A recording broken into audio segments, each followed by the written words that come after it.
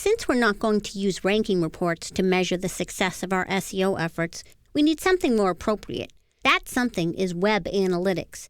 In this case, the free Google Analytics. It's easy to set up and costs nothing other than giving away our data to Google. This tool has really evolved since its early days and has become the web analytics tool of choice for nearly every website we see. It's also fairly easy to do a basic setup with it as long as you or your webmaster can add a snippet of code to every page of your website. A website conversion is simply a specific action that a visitor may take on your site. Website conversions are a very important metric in SEO because they help you learn which keywords and social media campaigns that you're using are actually working for you. Almost all websites were created with a specific goal in mind. Most of them have many different goals.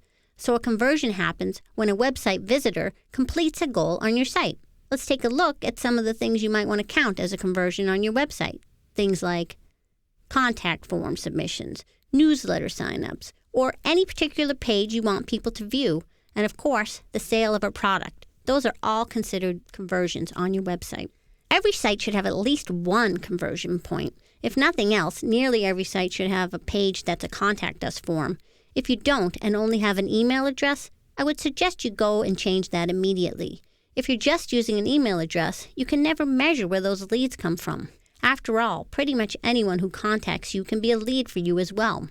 You'll want to also make sure that your online contact form, once it's submitted, is such that the user is brought to a brand new URL on your website, which would be considered the thank you page. This page then becomes a goal URL that you can add into your Google Analytics as a goal conversion. You use the thank you page because, in most cases, the only time a visitor would ever land on that page would be if they first filled out your contact form.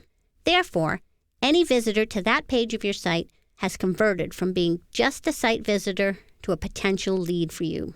How it relates to SEO is that you'll be able to see which keyword phrase the people came in who converted for you. So here's our contact form for our example site.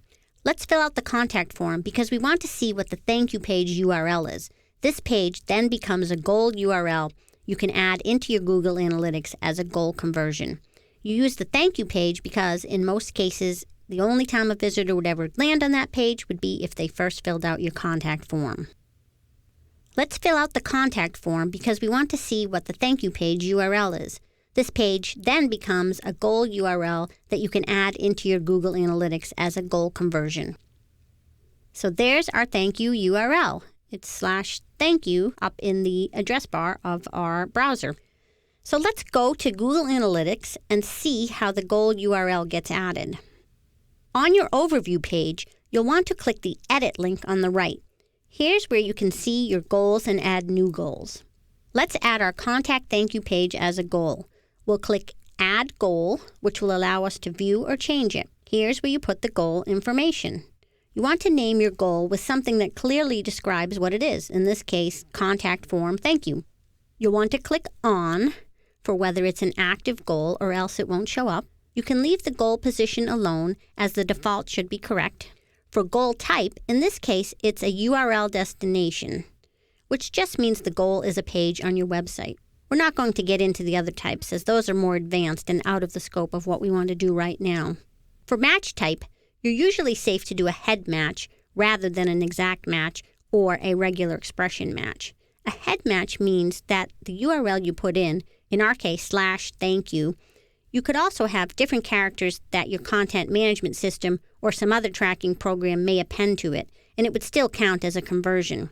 If you did exact match, then you'd have to be sure no extra parameters were ever automatically put in. For our Kindle site, I don't believe any extra characters would be there, but to be on the safe side, we'll keep it at head. The regular expression match is for even more complicated URLs that could be created by your system. Be sure to test out your own contact form a few times to see what URL comes up.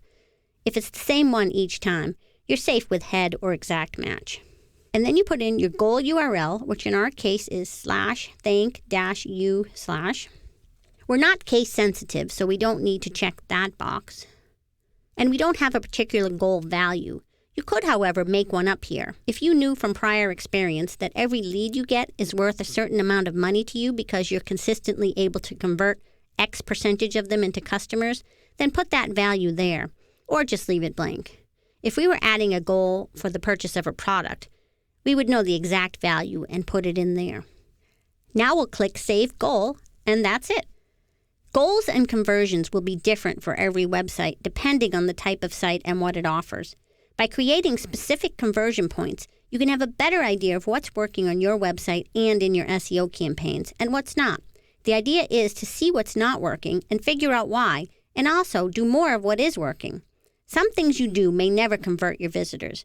This is especially true for social media campaigns. For those things, you'll want to decide if it's worth continuing with them at all. It's important to note, however, that even visitors that don't convert are still visiting your website and are still learning about you.